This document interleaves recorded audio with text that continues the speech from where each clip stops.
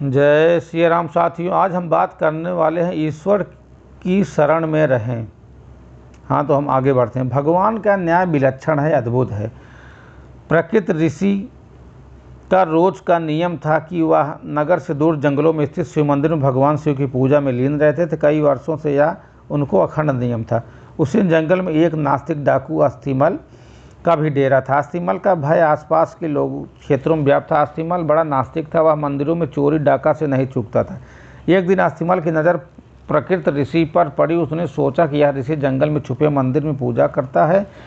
हो न हो इसने मंदिर में काफ़ी माल छुपा कर रखो, आज इसे ही लूटते हैं।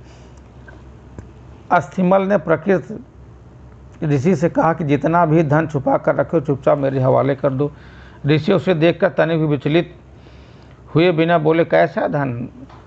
मैं तो यहाँ बिना किसी लोभ के पूजा को चला आता हूँ। डाकू को उनकी बातों पर विश्वास न, उसने क्रोध में ऋषि प्रकृत को जोर से धक्का मारा। ऋषि ठोकर खाकर शिवलिंग के पास जाकर गिरे और उनका सिर फट गया, रक्त की धारा फूट पड़ी।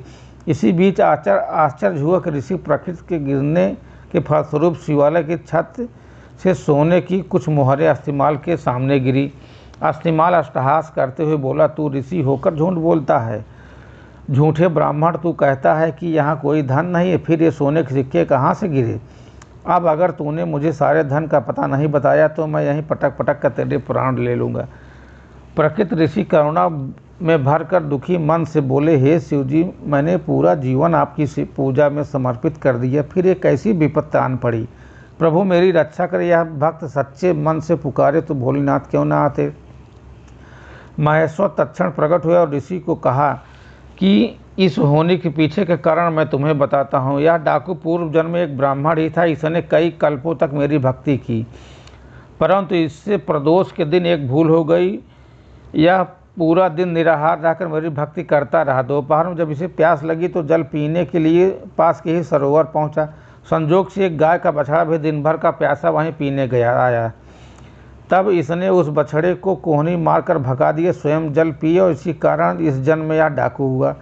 तुम पूर्व जन्म में मछुआरे थे, इसी सरोवर में उससे मछलियाँ पकड़कर उन्हें बेचकर अपना जीवन यापन करते। तब तुमने उस छोटे बछड़े को निर्जल परेशान देखा तो अपने पात्र में उसे लिए थोड़ा जल लेकर आए और पुण्य के कारण तुम्हें यह कुल प्राप्त हुआ।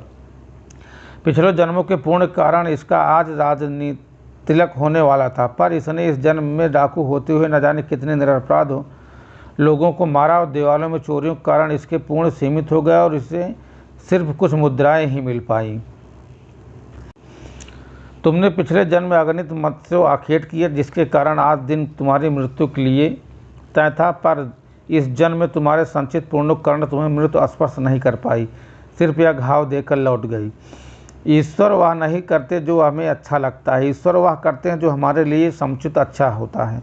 यदि आपके अच्छे कार्यों के परिणाम स्वरूप भी कोई आपको कष्ट प्राप्त हो रहा हो तो समझिए कि इस तरह ईश्वर आपके बड़े कष्ट हर लिए। हमारी दृष्टि सीमित है, परंतु ईश्वर तो लोक परलोक सब देखते हैं, सबका हिसाब रखते हैं। हमारा वर्तमान भूत भविष्य सभी को जोड़कर हमें वही प्रदान करते हैं जो हमारे लिए उचित है। ईश्वर की शरण में रहें। जय श्री राम सीताराम। वीडियो अच्छी लगी तो चैनल को सब्सक्राइब जरूर करें।